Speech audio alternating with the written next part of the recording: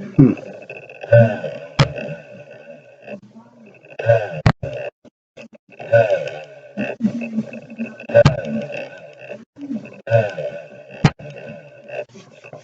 All right, folks.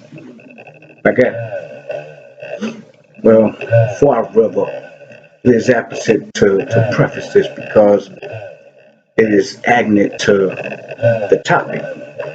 The States' Rights Democrat Party was a sub-brand of Democrats that defected from the party due to their opposition of New Deal policies and pro-labor improvements that could have, according to the defectors,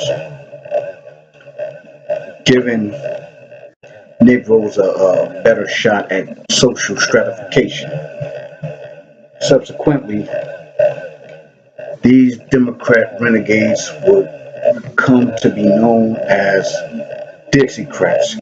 And in 1948, President Truman's civil rights programs, his platform of equality, was the last straw for these guys. Therefore, when when at the DNC convention, Truman was nominated, 6,000 Southern Democrats walked out and would, at that same year, hold two conventions of their own in Alabama and in Oklahoma, where they, the Dixiecrats, nominated Strom Thurmond and Fielding Wright for president and vice president. Additionally, they ran on a platform of segregation, miscegenation, and keeping blacks in their place. It is axiomatic that the Dixiecrats wanted the platitude, the South will rise again, to be veridical. The plan was it was not to leave the Democrat Party, but rather usurp Truman's platform and reset it to the platform that they originally had. Additionally, the Dixiecrat platform was, and I'm quoting, "We stand for segregation of the races and racial integrity of each race, the constitutional right to choose one's associates, to keep private employment without governmental interference, and to earn one's living in any lawful way. We oppose the elimination of segregation, the repeal of miscegenation statutes, the control of private employment by federal bureaucrats called for by the misnamed civil rights program. We favor home rule, local self-government, and a minimum interference with individual rights." The platform went on to say,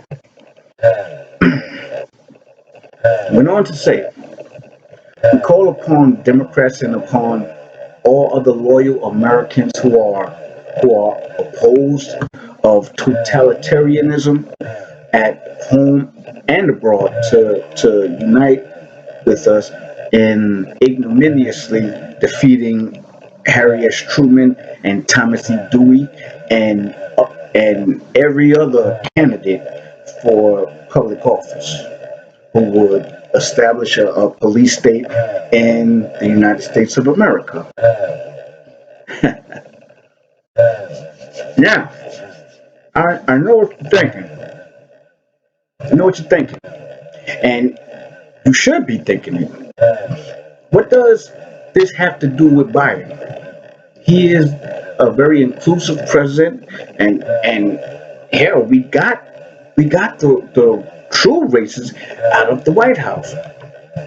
Well, okay, then you have to explain to me. You have to explain this shit. Why were all of the politicians that Joe Biden looked up to Dixiecrats? Why did Biden work to enact policies with Dixiecrats that would make Dixiecrats of the 1940s blush? Furthermore, if Biden believes in an equality, why does he today still talk with such admiration for the segregationists and took pride in eulogizing people that would embrace Jim Crow? The answer is wolves are pack animals. They're creatures of commonality. It is it is why it is why 6,000 Southern Democrats would launch the states' rights brand under the Democrat identity. This Southern convocation shared a belief system, keeping whites atop of America's social hierarchy. Likewise, today, Biden's nomenclature is reminiscent to the Dixiecrats hitherto, and why his mentors were Eastland and Thurman. It was because he is of their ilk. Biden still verbally debases black people and Negroes, not even highly educated ones, catch on to this. Now, it is no secret Biden had and still has high adulation for Confederate mythos. However, as vice president in the Obama administration, Biden would praise Dixiecrats like Stennis, Talmadge, and Eastland. Years prior, this liberal schmuck Biden would obliquely tout Dixiecrats' mongrelization platitudes by stating that he doesn't want his children nor grandchildren attending a racial jungle for school. For despite what he said, poor kids are just as smart as white kids. It is pestiferous that he believes black kids are coextensive to being poor. Additionally, for a president that proclaims to be a fighter for equality, he sure has done and is currently doing nothing to curtail de facto segregation in his home state of Delaware. Nor is this so-called SJW calling for a federal investigation for the lynchings of black men that happened in Delaware under his son Beau Biden's stewardship.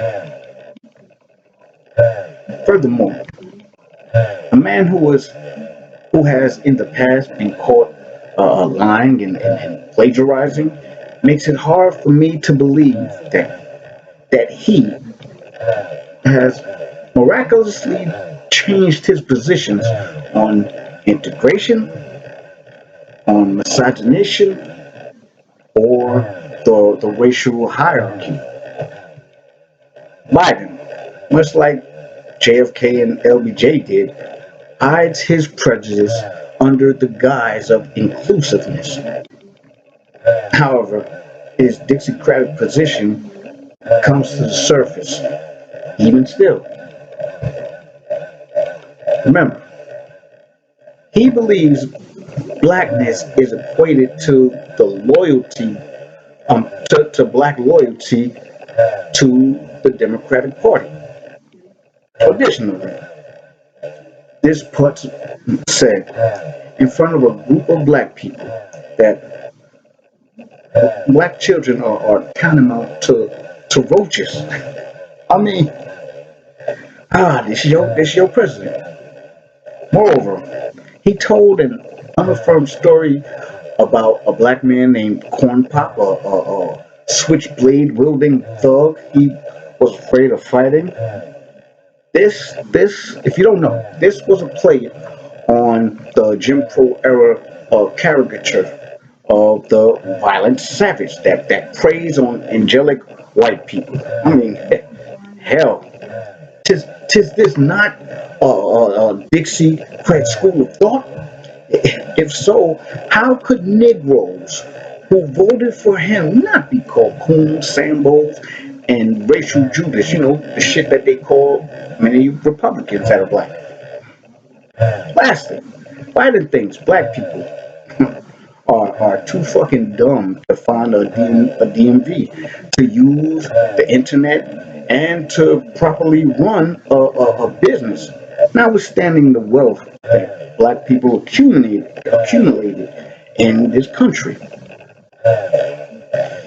The latter is not only paternalistic, but is a reason Dixiecrats were in contra to Rick's Mason, to race mixing. Excuse me. It would affect the white gene pool as well as their intellect. In closing, of course, Biden is not a Dixiecrat by brand due to the brand dissolving in the 1950s. However, by default, because of his actions and his belief system, he is one by nomenclature and namesake. He definitely is one. Perhaps the last Dixiecrat in America. Most certainly. Many will disagree because the liberal fourth branch of government tells the citizenry that the Dixiecrats they became Republicans. However, the media is well aware that after the Dixiecrats disbanded, the majority went back to the Democrat Party, whilst only a few became Republican. Conversely, it is hard to explain away the fact that the Republican Party accepts David Duke. Now, I'm not going to lie about that. It's pretty hard. It is equally hard to to say anything the Republican and Union soldiers so hand in the atrocity of 20,000 freemen deaths in the Devil's Punch Bowl. The party never acknowledged the Devil's Punch Bowl heretofore nor today. Therefore, of course, there was and still are racists in both political parties, yet and still, only one, only one party acts like they're above this and have blacks believing the other is the one and the only one with the pin of white supremacy, albeit the former as a politician that belongs to a whites only club. However, the truth is both political parties have racist elements in it. Thus, you you know the great El Hajj Malik El Shabazz, Malcolm X, as you know, declared that the Negro needs to become students of politics to cease being Washington's political football. However, 50 plus years later, the the Negro still has not heeded his warning. That's all I have to say about that. Fuck it. Like, comment, share, subscribe, and hell, hit the notification bell while you're at it. Well, that's it. That's all, folks. Oh man. All right.